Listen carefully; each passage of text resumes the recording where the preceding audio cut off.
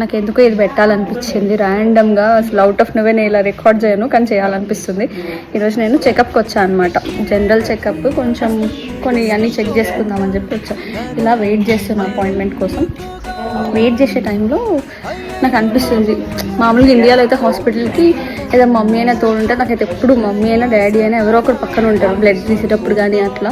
ఎప్పుడు ఒక్కదాన్ని వెళ్ళాను అనమాట. నాకు భయం, నీడిల్స్ అంటేనే భయం. చిన్నప్పుడు అయితే హాస్పిటల్ చుట్టూ పరిగెట్టేదాన్ని, ప్లీజ్ ఇంజెక్షన్ వేయకండి, ప్లీజ్ ఇంజెక్షన్ వేయకండి అని చెప్పి.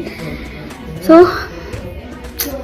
ఇప్పుడు నేను ఒక్కదాన్నే వచ్చాను, అంటే దిస్ ఇస్ నో ఆప్షన్ అసలు. ఇంకా అన్నీ బాగానే ఉంటాయి, ఒక్కడే చేసుకున్నాం. ట్రావెలింగ్ కానీ కుకింగ్ కానీ అన్నీ బాగా అనిపిస్తాయి.